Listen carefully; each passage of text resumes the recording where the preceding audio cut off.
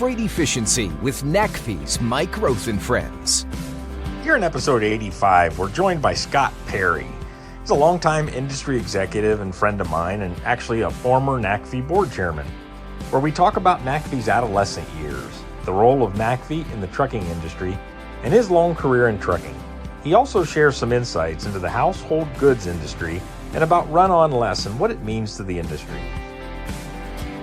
Today we have joining us Scott Perry. Scott's an old-time friend, and he's an industry executive who has split his career at a number of places, including Sudeth and Ryder System. And actually, he was a big resource for NACFE as he was our board chairman for a while. So, Scott, I'm thrilled to have you on today, and thanks for joining us. Hey, good morning, Mike. It's great to be here with you. We go way back, and we worked very closely from time to time over the years. This is going to be a lot of fun here for the next half hour or so. Welcome to my podcast, and I don't know if you know it, but it's called NACFE's Freight Efficiency with NACFE's Mike Roth and Friends, and you've been friends a long time. Do you remember how we met and became friends, Scott? Do you remember like the origin? You know, Mike, I was thinking back in planning for our discussion this morning and begin reflecting on exactly when did we first cross paths. And I either have it nailed down to maybe back during your time at Navistar, if you were ever part of the Max Force product launch and in planning to put that engine on the road, we may have crossed paths then. But I think officially and really got to know each other is whenever you were already starting your work with NACFE, and we crossed paths through, I think, an introduction from the Frito-Lay guys whenever we were doing some reliability testing and started talking about how potentially we could pool resources and think about doing it very differently. And you were doing some unique work out there, and they introduced me to you, and things really took off from there.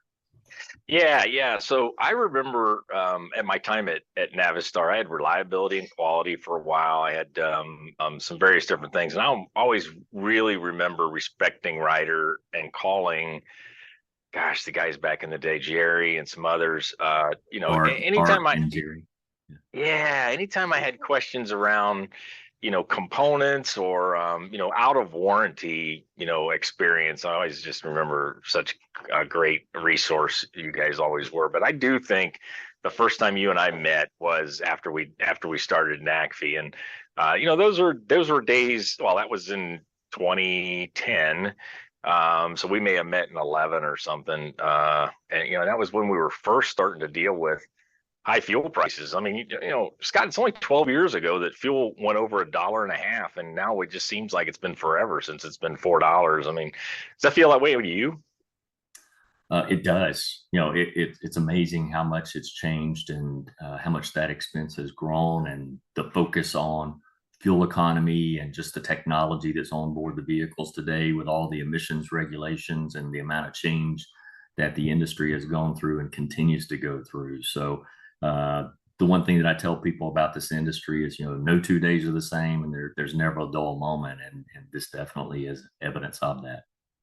Yeah. And we find a way to work through things. You brought up a number of big events over the last 10 or 15 years, but it's like we have this thing that we think we can't, almost unsurmountable thing, right? With like, NOx and particulate matter from 10 or 15, 20 years ago, and now electrification and other things. And it looks really hard when you first think about it. And then, it's tough going through it, but then it just becomes business, and then you move on to the next big one. So I think that's part of why I like the industry. We're proud, but we get things done and then move on.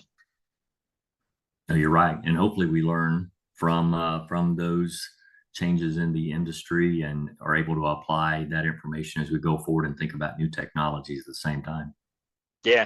So we worked really closely together as NACFE board chairman from, like 2013 to 2017. I went back and looked. So those were like NACFE's adolescent years, maybe we'll call them. We're clearly not very far along, but what do you recall specifically about working with NACFE and finding, kind of helping us find our way as we were a startup nonprofit, just an idea out of a workshop. So what do you recall about those days?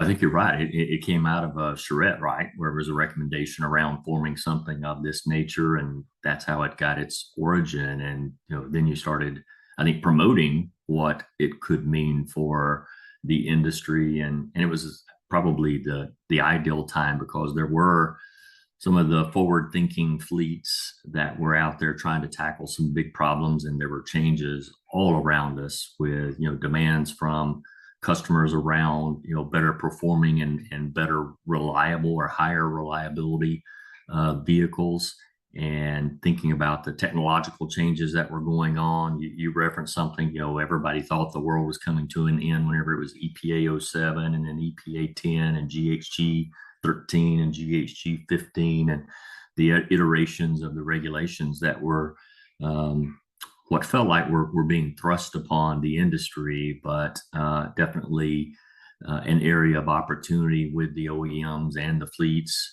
and the regulatory agencies. And it was really interesting to see the opportunity that was there for fleets to collaborate, for OEMs to collaborate with fleets, and for someone to really be in the middle to provide an unbiased opinion. And I think that's what NACFE was trying to create, was being that neutral third party who could assess data, who could assess real world applications, and could provide evidence to fleets, to OEMs, to the regulatory agencies of what worked and what may not work, and what the implications were for the operators. So it was really kind of a perfect time for the existence of NACFE.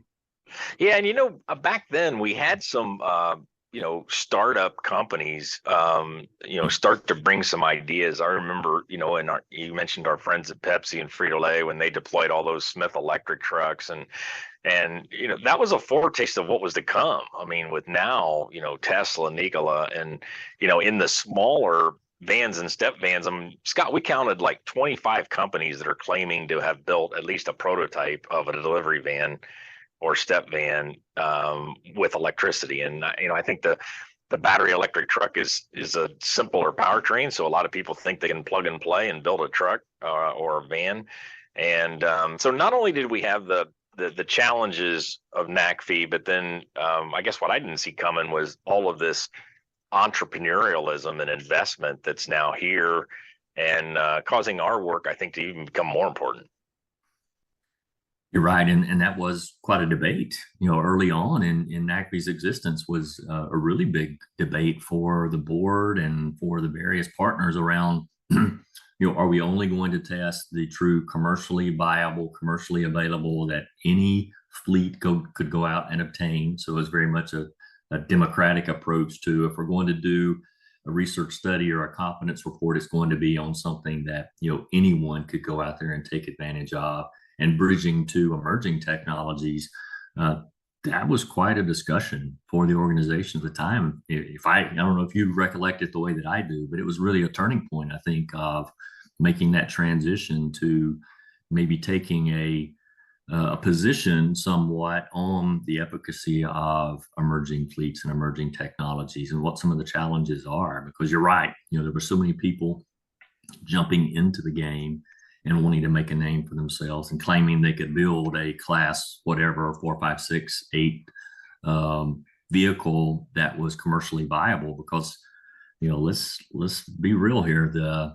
Those assets are tools that are used by real companies servicing real customers who are trying to generate real revenue that they hope is going to fall through to the bottom line to generate some real profit so that they have a sustainable business model. And once you make that investment in infrastructure or the vehicle, that's a decision you're stuck with for the life of that asset, which may be 5, 6, 7 years.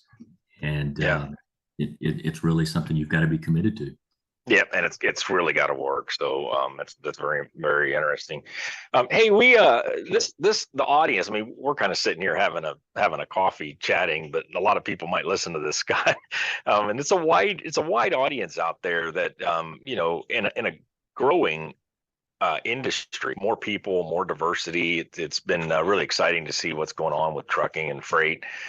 So what could you walk through your career? I mean, what got you through all those and look, tell us about maybe two or three specific jobs over your career that was really impactful for you over what you've been doing. Sure. It's been, I've had the luxury and the blessing of seeing the industry from multiple different vantage points, and starting out as a dock warehouse employee back in my college years, and working my way through the ranks in Ryder, as you mentioned earlier, as an operator on the front lines in their logistics and supply chain management organization, and then over within their asset management, service, and maintenance ranks. And then in a corporate role for them, leading their supplier relationship management function and their emerging technology programs. So it really was a blessing to see the business and the industry from so many different vantage points, and working with so many different customers and helping them find solutions. So that really did, energize me greatly. The chief technology officer role that I took on was probably one of the most impactful, in that it did give me the opportunity to work with some of those emerging technologies, and trying to understand and work with real world fleets that were customers at the time, in bridging that gap in knowledge and understanding and applicability, and what impact it may have on the regulatory environment as well, and how it may be a fit for some of those customers at the right time in their evolution of their business or service delivery model, or being able to advise them, hey, maybe this isn't the right time for you. There's a few more problems that need to be solved, or the technology needs to be refined a little bit further, or your duty cycle just isn't a fit here, and you're not going to be happy with the performance. So that was probably the one of the best roles that I had across my career, in being able to work so broadly with manufacturers, with regulatory agencies, with You know what? Yeah, something I want to bring up. You said right there that I think is really important, and that is, you've got the technology match to the duty cycle, how the trucks are moving to freight and that piece. And then you brought up another thing about, is it time for you as a customer, or as a fleet or an end user? Some leadership and some fleets are more risk averse than others. Some now we've got ESG and sustainability, so some customers want fleets to lean in, or carriers to lean in earlier on some of this. So I think you're right. I think it's like a matrix thing of, does the technology fit for your I mean, we always use the word duty cycle. I think I'll just keep with that. Does the technology fit with your duty cycle? And then, is it time for you to do it? Because these things will mature, costs will come down, reliability will improve. But if your customers are asking for this, you can't wait for some of that. Does that make sense? Both a suitability and a timing. Oh, absolutely. And it's a key component of making sure that you have the right relationships that are out there. Trust me, the pioneers are the ones that are on the front lines, that get all of the shots across the bow, or the arrows, as they would say. So it's definitely a decision that can't be entered into lightly. You really have to take into account all of those various elements of reliability. And if there are issues with a technology that needs to be taken out of service, to work with the manufacturer to resolve an issue. Well, what's your backup plan for keeping your business running, and how much redundancy can you afford in your operation and infrastructure? I mean, gosh, you've done so much work in the past couple of years around infrastructure, and whether it's legacy fuels, which are coming under even more scrutiny for infrastructure development, and emerging technologies in the nascent industries, that there are significant hurdles around developing and deploying that infrastructure at scale, not from a commercial production of the charging infrastructure, but everything that has to go into place behind the scenes to even power or energize a site. So those are all things that have got to be taken into consideration and really fully understood. Because I mentioned it earlier, the life cycle of these assets are, it's not a 90-day turnaround and decision. This is something you are married to for 5, 6, 7, 10 years once you make that commitment. Yeah, we just did some work on rail, and a locomotive is a 50-year life, so trucks less, but it still is a long, 10 years, long time to deal with these decisions. So I sort of interrupted you. You want to talk a little bit about Sudeth and kind of where you're at, how you're thinking about your career now, and maybe that'll be some advice for some others out there listening.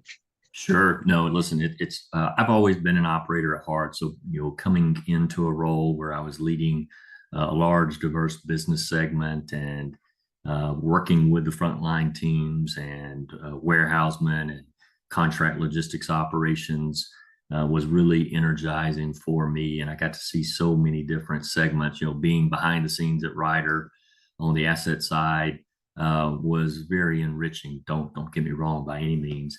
Transitioning over into a smaller organization with responsibility to make decisions around products and services and just really being immersed in the day-to-day business. And I got to see some of their portfolio and, be up front and close with it as, they play in a space where you have multiple different product offerings, one being the household goods industry, which going in, most people that listen to this probably don't play a role in the household goods industry. And I've got to tell you, it's probably one of the most challenging and sophisticated. And if you think about household goods, the delivery could be any residence anywhere in, let's just say, North America. And planning for that and managing of that flow of goods and just the logistics behind it. And those van operators and drivers that operate in that world are probably the last bastion of true long haul truck drivers. I love the freight industry. Don't get me wrong by any means. And I think there's a ton of value and a ton of challenges that those drivers face. But so many of those freight networks have now transitioned to where it's either daily dispatch out and back, more short haul terminal to terminal, or if it's long haul, it's out and back over a series of 3 to 5 days. But drivers that live in their truck for 300 days per year, there's not very many industries where you see that anymore. And that household goods industry has that. The van operators that live in that world, especially whenever there's significant demand during COVID, I mean, they were literally out there on the road living in their trucks. Now, some of these guys have fantastic condo sleepers that would rival most apartments, but being away from family and being on the road and dealing with all the challenges that come with the customers that you're providing service to, was really a great look into a segment of the industry that most people never have the opportunity to work with. So I got to spend, several years supporting that business. They also were very acquisitive, and I got to work on some M&A projects and to integrate an acquisition that included a final mile delivery logistics business specifically for home delivery.